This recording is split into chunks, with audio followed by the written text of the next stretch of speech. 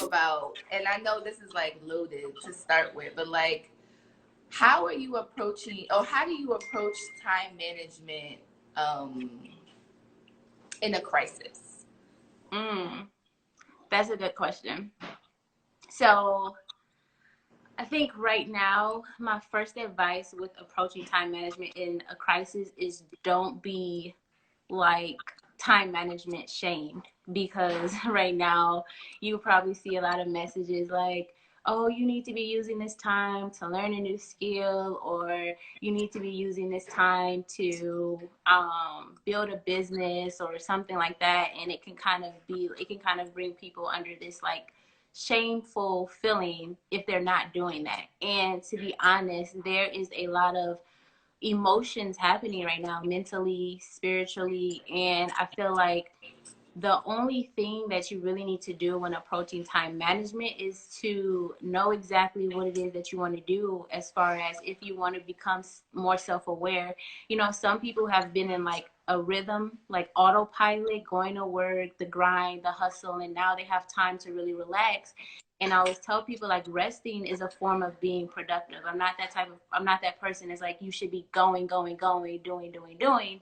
And I look at this pandemic as it shifted us to kind of bring us back to ourselves and give us a chance to kind of sit. So approaching time management right now during a crisis is, you know, I think spending time with self is the first thing, because a lot of us probably don't do that because of the hustle and the grind. But then also getting clear on what the vision is for your next steps for this current season. So when I say vision or purpose, some people think about like this overarching idea or this concept, and they're like, well, I don't know what my vision is, or I don't know what my purpose is. But maybe you can sit down and figure out what is your vision for this current season. Like, what are you supposed to be working on, or what is it that you need to learn about yourself to move forward? So that's how I would say approach it. Don't approach it from a standpoint of, oh, I need to be doing something because everybody's saying that I need to be doing something. Right. But more so like listening to yourself and figuring out what you need, because you have the time to give that to yourself. Yeah. You said so much, right? I'm sorry. No, don't be sorry. It's really good. No, this is so good, y'all. And I see you all are feeling this. So one thing that I did myself, you talked about really looking at like, what's your vision, what's your purpose of this season? Yeah. And something that I did at some point in the beginning of when we started to implement social distancing, I was feeling the franticness that everyone else was feeling, the anxiety and the false sense of urgency. And I had to like pause and be like, all right, what is important to me? Yeah. What is important to me? Because I think there's something about crises that really make you feel grabbed in every direction, right? Because you're looking at the news, you're looking at your friends, and we have different type of friends. We have the extremists that are, you know, focusing on the conspiracy theories. And then we have people who are just kind of fear mongering. And so, and then we have people that are kind of negligent and careless and almost in denial. And I know for me, I'm an empath. So I'm like taking all of this. I'm for being, and I'm feeling pulled. And so for me, I had to like stop to come to myself, but really like ask myself, like, what is important to me? And with or without the crisis, these things are still important. These things are still important before the crisis. They're gonna be important after the crisis. Yeah. And they're gonna be something that I can root myself in. So what I did was, which I love, and I actually want to do a whole live on just this exercise, because there's so many ways to do it. And the fact that you mentioned it, and I'm like, yes, this is so good. So I really, and I've written this down before, but it was important for me to rewrite it. What is important to me? What are my values? What is important to me in life? And I think something about crises that make us look at things that are important that may not be important, right? So like, I know a friend of mine said to me, this time really is making her think about the people she wants to be close to. And I think for me, that's how I feel about my values and the things that are important. Like, what do I still want to do? Like, life doesn't stop. And so I wrote all of the things that are important to me just to ground myself. And it was really, really helpful because it allowed me to redirect my attention and my energy of what I was going to focus on, not only while I was home, but no matter how long this lasts, this is what I'm going to focus my attention on. And I think this is something you should be doing anyway, but you really need to validate it and like reinforce what's important to you during this time, because it's like, it's so, I don't know about y'all. Please give some hearts, a amen, if you feel pulled in all the directions. Yeah. And so outside of my own emotions, just the world, everything. It's just like, what do I feel? What do I do? Like, it's just like so much. And I'm like, hold on. Yeah. So I pulled myself back by just like, what's important to me? And then like really focusing on those things. Yeah. So I love that you said like looking at your vision and looking at like your, you know, your purpose, because that really is like a wonderful way to like root yourself. So yeah. Oh, you know what? You're talking my language, because the reason why I became a time management coach is because I've been an intentional living enthusiast and advocate for years now. And I've always wanted to be an entrepreneur. And I have a personal mission to help more women live intentionally. And I didn't really know how that was going to translate into a business. But when I think about living intentionally, you brought up values, and it's so key, because if you ask people these days, like, what are your values? They really can't tell you. And I remember years ago, I wrote my life plan, and I listed like my personal mission. I listed my personal code of conduct, my standards, and I listed my values. So if anybody ever asks me what my values are, I can tell you I have 16 values that I live by. And that's a part of being intentional in life, right? Because they guide your actions when you know what it is that's important to you. Yes. And so a couple of years ago, I had got into minimalism. I wouldn't call myself a minimalist, but I started studying the principles because it helped me change my relationship to stuff. Like, you know, growing up, I came from a family who was very, very well off. We always lived in big houses and nice cars and things like that. But there were some pivotal things that had happened that kind of shifted my mindset about like stuff. Like I had a lot of stuff, but to be transparent, you know, I probably didn't have a lot of attention, but I had a lot of stuff. So it was just like having to evolve and intentionally be aware of what was going on, and like doing self-healing and paying attention to like the matters of my heart and things that was happening. And so when I think about intentional living, you know, time is like, most people look at it as their enemy, but I look at time as my partner. Like, I partner with time to get things done and to make sure that my vision for my life comes to pass. And I just really want to help other women live more intentionally in that nature. And so when you said values, I'm like, yes, because you don't hear people talk about it that much anymore. Yes, yes, yes. Okay, you said something that really stood out to me that I'm like, okay, we got to talk more about that. You said you look at time as your partner. And I know, you know, my audience, my particular audience that I deal with, like, it's like it's not that there's not enough time for them, but they have so many responsibilities and obligations. You know, they're overachievers, right? And so what does it look like when you feel like you don't have enough time? What does it look like when you really are just, and I'm kind of answering my own question. It's like overcommitting, but also like, you know, prioritization as well. Yeah. But I just want to know, like, could you talk more on how you look at time as your my partner? Because I think that is beautiful. Like, yeah, you know what? I really believe it was something that God gave me, like that partnering of time thing, because every time I say it to somebody new, they're like, I'm going to use that. And I'm like, please do. Like, you know, because I want to shift people's mindset about time. Like, time is not your enemy. Time definitely can be your partner. It could be your friend. We don't have to race against time. We can just work with it. And I know that I always hear, as a time management coach, when I'm consulting women, they always say, I just don't have enough time. But what happens is we tend to just try to do too much at once. And we haven't mastered the art of focusing on one thing until we see results. and then moving on to the next. We try to balance everything at once, and we feel like we have to balance this, or I have to be good at this and be good at this at the same time. And it's just not true. I mean, like, society will teach us certain ways to operate, but that's a part of being self-aware, of knowing what you can handle and what you can't. And I tell people that you only feel like you don't have enough time in the day because you're overestimating how much you can actually get done in a day. That's the only reason, right? And when I coach people, I always ask them, I said, do you know your productivity highs and your productivity lows? Like, self-awareness is a big part of partnering with time, because when you know, I tell people, I'm like, I'm asking you this question because I want to help you capitalize on your productivity highs. Because if you kind of pay attention to your rhythm and how you move, you can start like, okay, I know on certain, like on Tuesdays at 4 o'clock, I don't want to do anything. Okay, then don't have a long list of to-dos that's like never ending on a Tuesday, and it's 4 o'clock, and then you look at your list and you're like, I didn't get it done, and then now you're battling with this false sense of failure, right?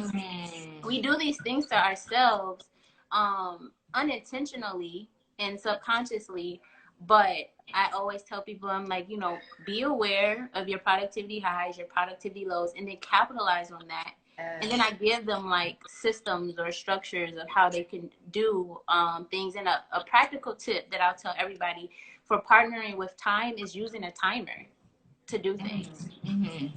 Just use a timer, a physical timer, like not your phone, because our phones is like one of our biggest distractions, right? But use the Pomodoro technique. Set your timer for 25 minutes. You will be surprised at how much you can get done in 25 minutes, right? That's adding structure to your hour, and that's how you can actually get more done in an hour. So, yeah. The Pomodoro, yo, that is in one of my in my 21-day productivity challenge. And that's usually the hack where people are like, if they never heard of it, they're like, no, for real. It's a game changer. Yeah, it is. It's a game changer. Okay, so a couple things that you mentioned that I'm like, oh my God, so much to go. So the first thing is, so you mentioned overestimating. No. This is what I want to bring up. You talked about like knowing your own rhythm and knowing your own flow. Yeah. That, oh my God, that alone is really key, because, and I kind of want to talk about it. It's going to sound like I'm contradicting or going against what we're saying, but it's like knowing your own flow, knowing your own rhythm, and being able to manage like the real expectations of the world. Because sometimes the expectations of the world is very different from my rhythm. So like, perfect example, I'm a night owl. Please give me a heart if you are a night owl. I'm a natural night owl. And so, you know, I'm an artist at heart. I grew up watching my mom stay up late, you know, making jewelry. And so for me, after 1 o'clock, honey, 2 o'clock, 3 o'clock, my creativity, my brain just, I get the best ideas at that. And I get good ideas at other times of the day, but those hours are great. However, I love how the mornings make me feel. And I love how the mornings give me that, you know, time before the world wakes up. I have that silence. Yeah. And so I love both, right? I love being able to capitalize on my creativity at night, but I love the stillness of the morning. And so I'm always like fighting. And not to mention the world, you know, our culture's time, or our office hours are really 9 to 5, right? Yeah. Monday through Friday, right? So things slow down on the weekends. So it's like, for me, I'm always like tussling between, you know, finding that sweet time. Not to mention, I know I get super tired at 12, after 12 o'clock, right? Because I'm usually get up early, right? So by 12, 11 a.m. Yeah. 2, 1, between 11 to 2, baby, it's bedtime for me. But usually I'm out and about. And so I'm always struggling with dealing with my internal clock, my personal flow versus the world, the demands of the world. So I'm just giving that an example of like, in terms of like, you know what I mean? Like balancing the two. Because it's like, I want to take a nap right now, but I Yeah. have class and I'm in the city. Yeah. You know what I Right. mean? So it's like really working between the two. So that's one thing. So you can talk on that. And there was this other thing that I love that you said. So I'm gonna be writing that down. But Yeah. I don't know if you could talk on like The balancing the flow. two. Yeah. So I think one of the things that I've learned that I had to work through was establishing boundaries and not feeling guilty about my boundaries, because people will wear you out. You know, like the demands of the world will wear you out. And I am the type of person, like, I love the things that I do, but I've noticed that when I don't establish boundaries, I start to resent the things that I'm doing. And resentment should never be a part of serving others, or, you know, working in your business or whatever it is. And I was on a live the other day, and they were talking about two really powerful women, Layla and Alex. Elle did a live, Yes. and Layla was talking about this powerful women's group that started back in the day, and how the reason they stopped their movement was because of their lack of self-care. Like, they were just burnt out. And it brought such a important element, because I think that we try to keep up with the demands of the world, but then we also forget that we have a choice to establish boundaries and say, like, okay, I know that some part of my life has to move in this rhythm, but I don't have to allow it to control everything that I do and when I do it. So for me, like you were saying, I noticed things about myself, my flow, like you know how people talk about morning routines are so, it's good to have a morning routine. Yeah. I agree, but I think that we have approached it wrongly by telling people, like, your morning routine has to look like everybody else's in order for you to be successful. Because I was coaching a woman the other day, and I asked her, I'm like, you know, do you have a morning routine? She's like, yeah, but I stopped. And I was like, well, why did you stop? And I already had an idea in my mind, but I was trying to see, like, if she tried to implement somebody else's morning routine, and that's why she couldn't follow through. And so I told her, I said, you know, I know all the gurus say, you know, you should do this first, you should do that. And I said, it's all good and it maybe works for them, but you have to find something that works for you, that gives you that time to yourself in the morning, or allows you to set your day up for success. So knowing your flow, and again, it's really about self-awareness. I will always be an advocate for self-awareness, because it's really helped me grow and develop as a person. But knowing your flow is so important, because once you do, then you can operate so much better. And I tell people, like, I'm not a coach that's going to try to make you change to be something that you're not. I'm the type of coach that pays attention to your inconsistencies and your consistencies, and then I help you build a system around the way you already operate, because habits are already hard enough to change without, like, somebody telling you, like, no, you need to fit in this mold, like, no, you need to do it like this, you know. So finding your flow is really important. And then some people have never heard of flow, like they didn't even know they had a flow. Right. But when you become self-aware, that's when you kind of, like, become more conscious of, like, okay, I don't like doing organized work after 3 p.m. Me personally. Right. I can do, like, hard work in the morning, like writing proposals and stuff like that in the morning. But after 3 p.m., I kind of move into administration mode, where I can do smaller tasks. Yes. And I had this post about time blocks, different time blocks. You have your focus time block, your social time block, your admin time block, and your recovery time block. Yes. So I know, like, in the morning, that's my focus time block, and I can fit a focus time block in at night. Like, that's what's really good for me to learn. Like, I can sit in front of a computer and do a course or something at night. Yes. But it just all comes from, like, knowing yourself and then putting things in place to help you operate better. This is Rya. I feel so blessed to have you. Oh, Y'all give me I'm some honored. because I know and y'all are saying it, like, you were hitting some good points. And as you're speaking, I'm like, wow, you got me together just now, because you reminded me of something that I'm working on, like boundaries, something that I've never really been good at, and something that I've learned to be better, much better. And it's something Yeah. I'm still working on. And like you Thank even pointed it out, you know, unintentionally. And so, and I know for me, I think something that I deal with that also my audience deals with is like feeling guilty. So what you said Oh, yeah. was like not feeling guilty. So like establishing your boundaries and not feeling guilty about those boundaries, right? And that is, honey, I'm pulling that. If I'm not pulling anything from this, I'm pulling that, because I think that I have this level of self-awareness, and sometimes I may understand and even like battling those boundaries of Yeah. what I understand about myself with the world. And I think that was awesome, because I feel like that's what and my audience particularly, they really deal with like this guilt. And I think, I know maybe more women deal with this than Yeah. men. And I think it's also a certain personality type. So it's not Yeah. just a gender. It's an upbringing, right? Depending if maybe Yeah. you have a lot of siblings, or maybe you're the eldest. And so feeling guilty about your boundaries, I feel like, I know my audience is like, that is it, because it's like, Yeah. sis is aware, but if we go back to self-awareness, right, then we really can lean into our flow. So I want to Yeah. go back to flow, because that was something that No, I thought yeah. was really beautiful, being aware of your flow. And I want to talk about tips on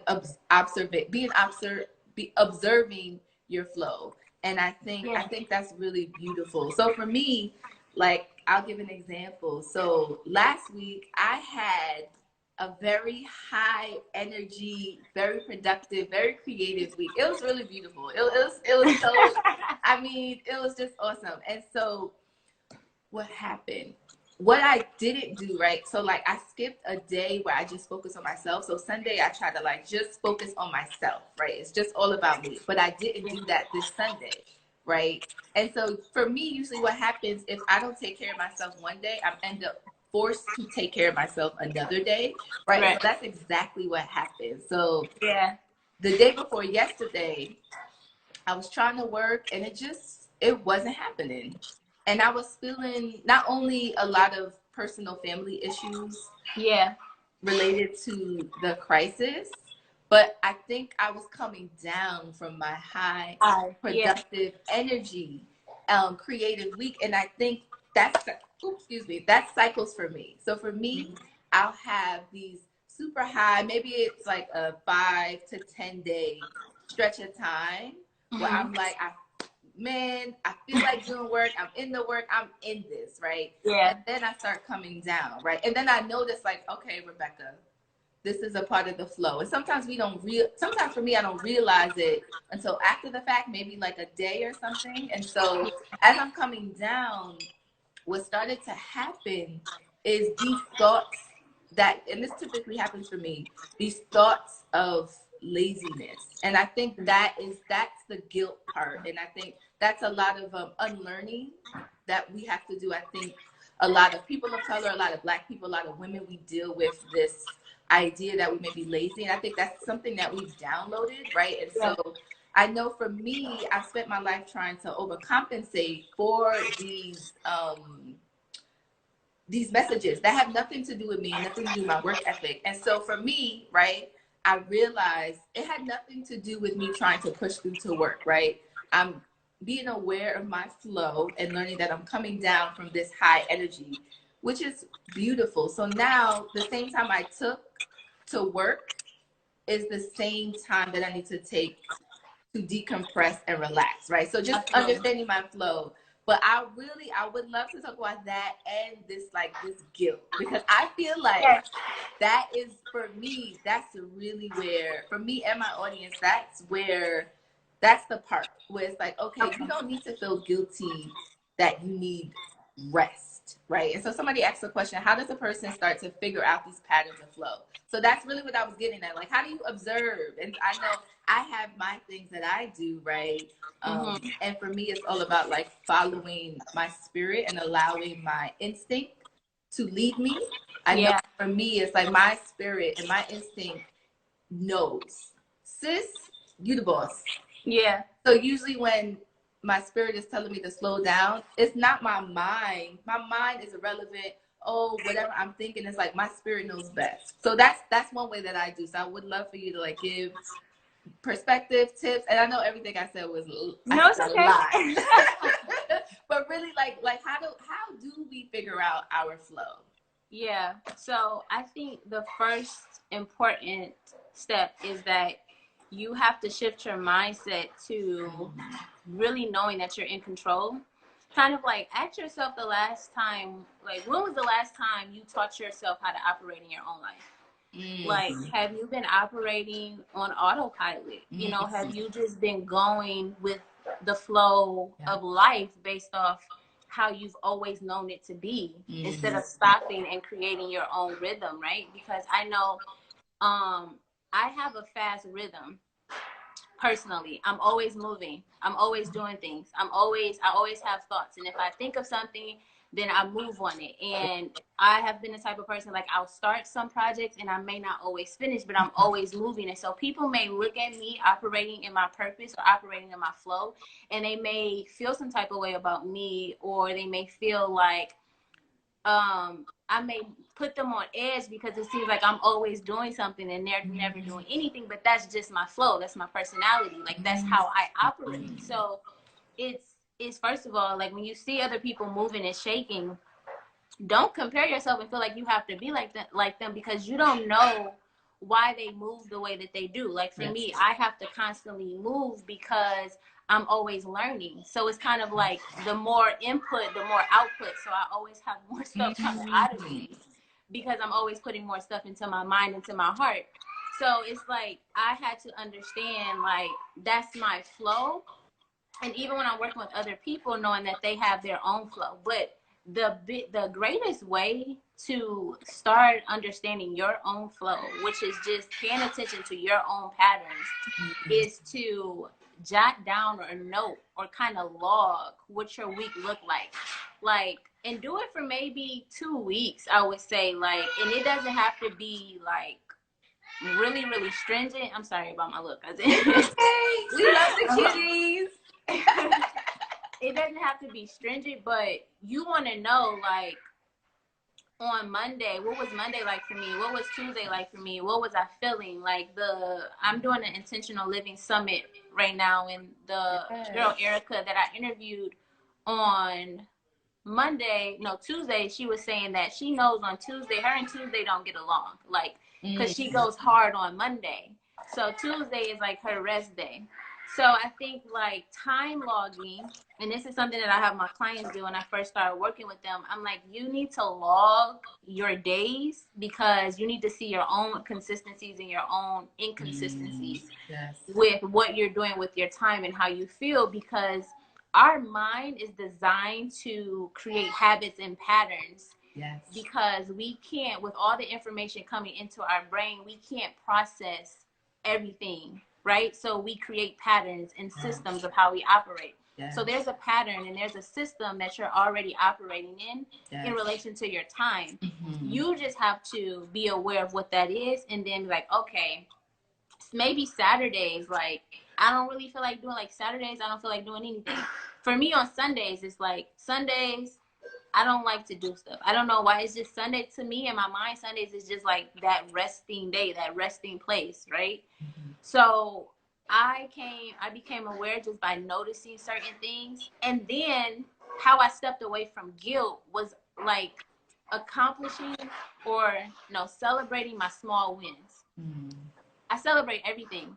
Like, even if I have to acknowledge myself for the things that I'm doing. And I think that that's how you step away from guilt. You have to acknowledge the things that you are doing for yourself. Like, the other day, I did some stuff on my website. I sent emails, I followed up with people. And, I had this brief thought, like, dang, I didn't really get nothing done today. But then I was like, no, I did this, and I did this.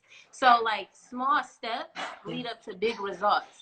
So don't despise the small steps that you're taking, and then understand that you aren't racing against anybody but yourself. Like, if you have a vision for your life, that vision is solely yours. Like, I could never look at somebody else and feel like I'm competing with them because we have two totally different visions. Yeah. Like, and then people don't know how long it's taken me to get here. Like, my vision has not been clear. Like, I started my LLC in 2014, and I just got a clear vision of how I was going to serve women late 2019.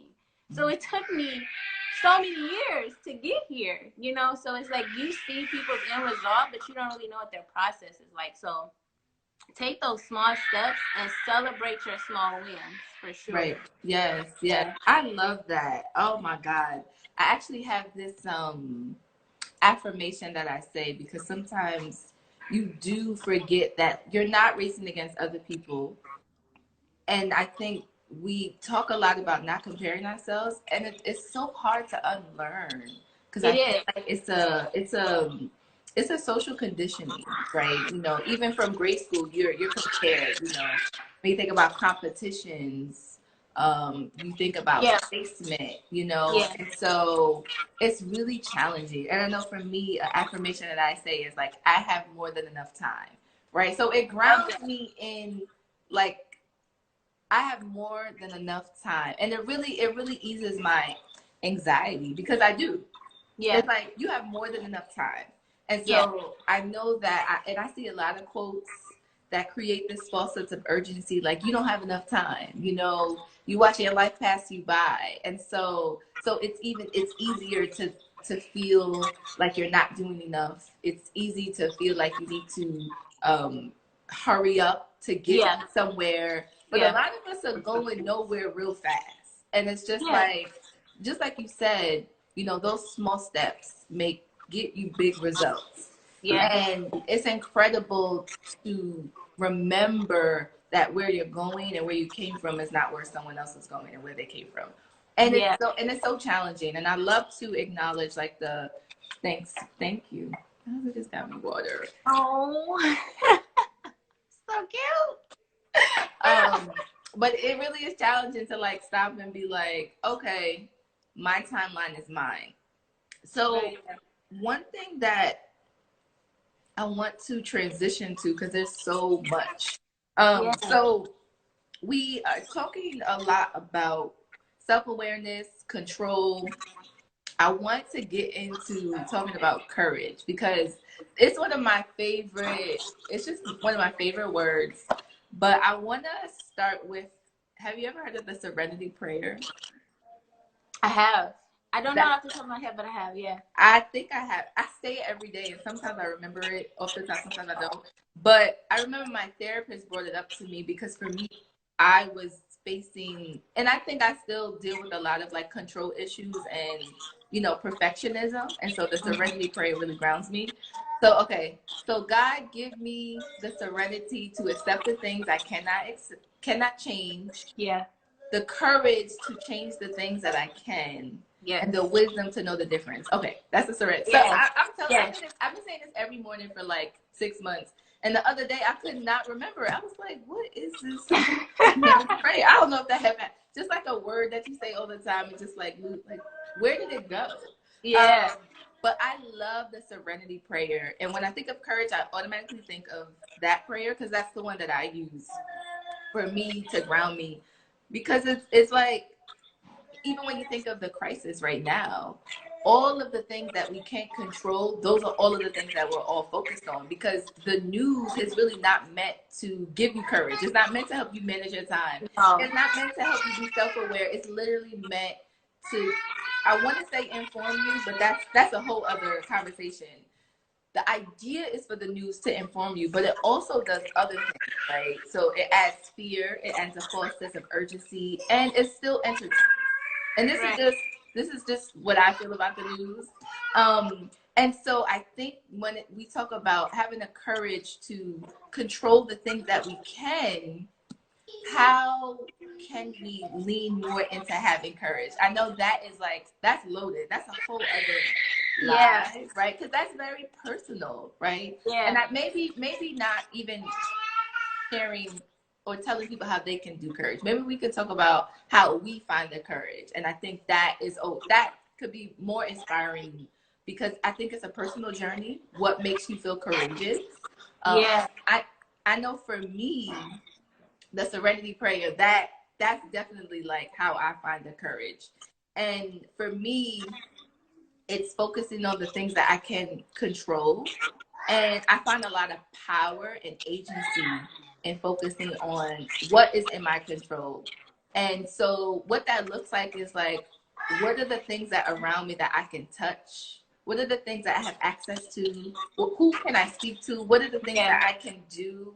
And Yeah. so thinking about access, thinking about the resources that are available to me.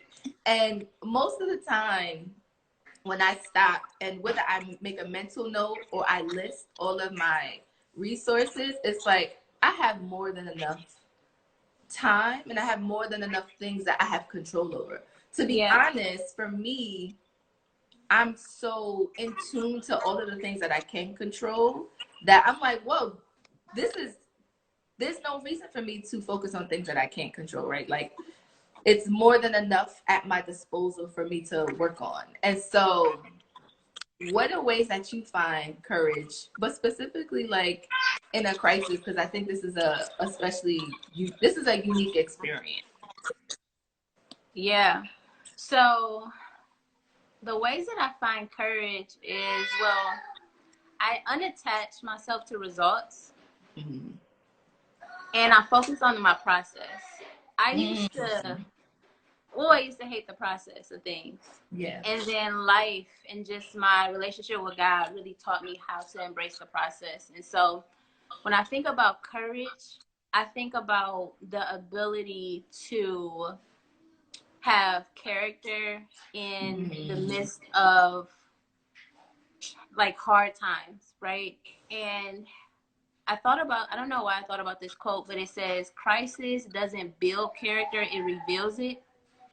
I was trying to find it. Yes, Yeah, yeah. honey. And, courage is going to definitely look different for everybody. But what courage looks for me in this season is me showing up and being a Mm-hmm. light in a dark place, because I know that, it's easy to be filled with doubt. It's easy to be filled with fear.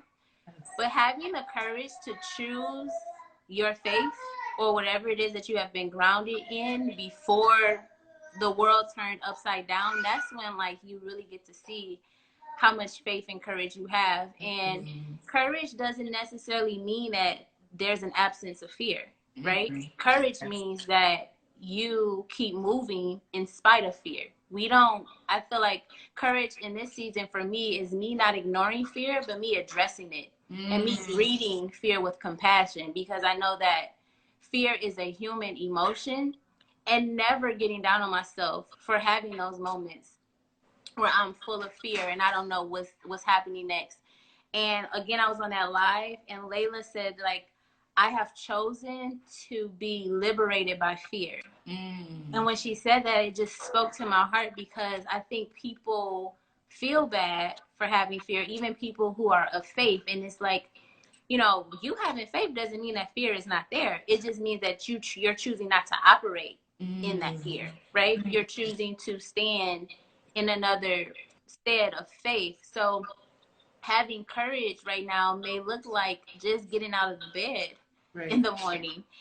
Having courage right now maybe look like not listening to the news and doing something that is uplifting when everybody else is telling you should be scared and you should be worried. Yeah. And you're not. Like, that's having courage right now, right? Right. Because ultimately you have to choose like what is going to look like for you. So courage for me is just being able to show up and continue with life as if Mm-hmm. things was normal, even though they're not, but still being aware of what's happening and not being like negligent and Mm-hmm. not like ignoring what's happening, Yeah. but controlling my mindset and the things Yes. that I let play in my mind. Like, I don't watch the news for a reason, because the news is going to tear down every bit of faith that I may have built up, before I turned it on. Right. Yes. So courage is like really, really important, but it's going to look different for everybody. And like maybe, tomorrow maybe like somebody hasn't got dressed since this whole quarantine, right? But maybe tomorrow you decide to get up and get dressed and just to look good. That's having courage. Because there's nothing around you right now that's giving you a reason, you know, to want to get up and to want to do anything. But I think going against the status quo is having courage. So That's beautiful. yeah. What stood out to me is a couple things. So the first is like not ignoring the fear, but addressing it. But Yeah. also this whole idea of like showing up, honey. Let me tell you, Rya, when it comes to crises, right, and this is just something we all do. When we are in a crisis, we all look for something that's familiar, right? That's how our mind is, because we feel afraid, we're anxious, so we need something to ground us. So we look for something familiar. That's why a lot of people during this time, they may call an ex, so they may talk to someone because they're used to it. So sometimes familiar doesn't necessarily mean healthy, but it's just something familiar, right? So maybe this is why a lot of us are talking to our families more. This is why a lot of us are connecting with friends and building. That's why there's a lot of bonding going on, because we need something familiar. We need comfort, right? That's why it's called comfort food. When you feel uncomfortable, I know for me, this happens to me, girl. I don't know if I'm lactose intolerant, but I don't know if I am, but I love mac and cheese. I love cheese, and so that's a comfort food. But it's not always good for me, right? And so sometimes I may want to eat that. And so we all look for things that comfort us, and we all look for things that are familiar.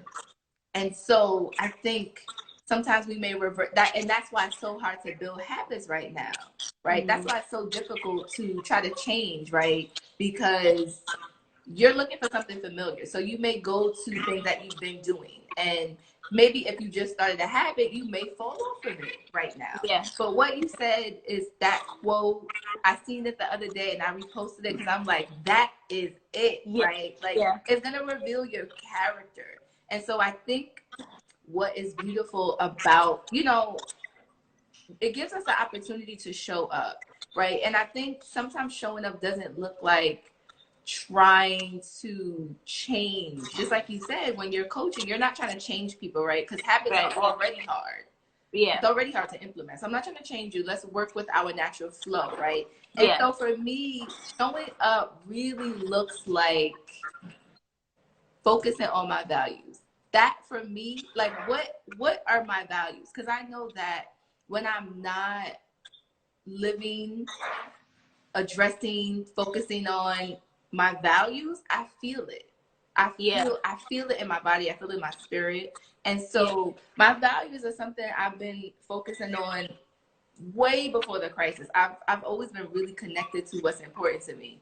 And so I think for me, it was really important to write them down and to show up with them, to show up with me, looking at my values in a way as like a daily practice. And so, and I'm gonna be honest with you all, it was really intimidating for me in the beginning to show up to my community. Like that to me, because something that I do in general when I feel overwhelmed, I retreat because I want to make sure I'm good. I want to be grounded in like what's going on.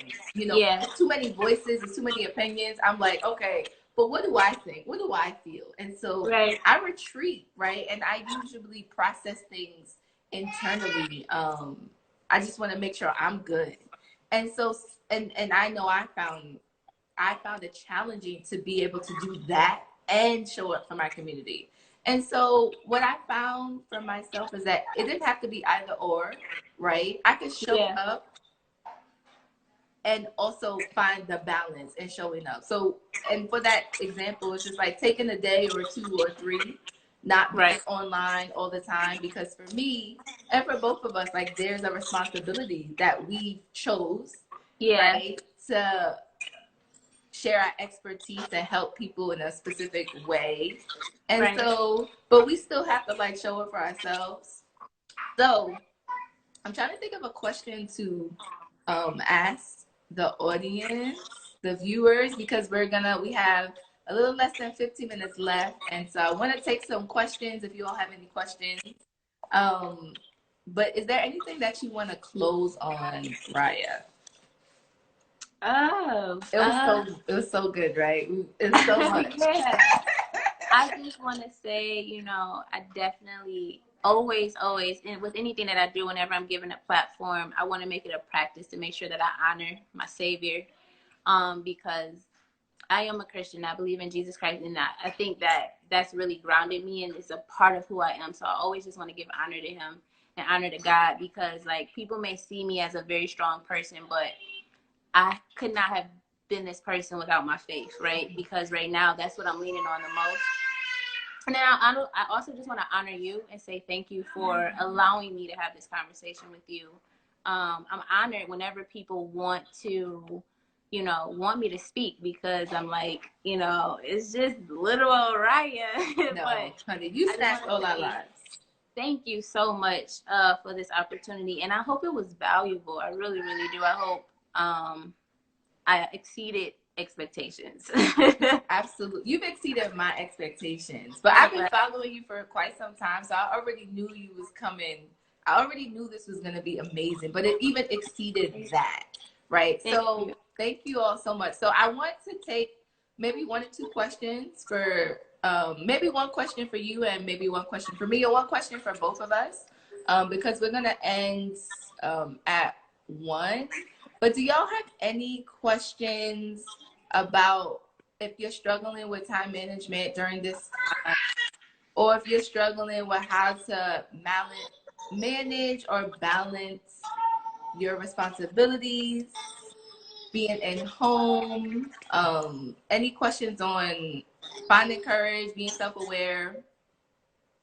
Thank you. Thank you all. So if there's no questions, this was amazing, you guys. So I'm going to post this to my story so people can have it for the next 24 hours. But after that, it will not be free, because I know this was valuable. Yeah, thank you. So that's why I try to, do it free in the beginning, because this really was amazing. Like, look at all of my notes. No way. I was writing notes, just talking points to keep us on track. But also, I was just writing notes. Okay, so before we end, how to decide when to go to bed. Oh, honey, I don't even know if we got enough time, but I don't know if I have some things, but I don't know if you. I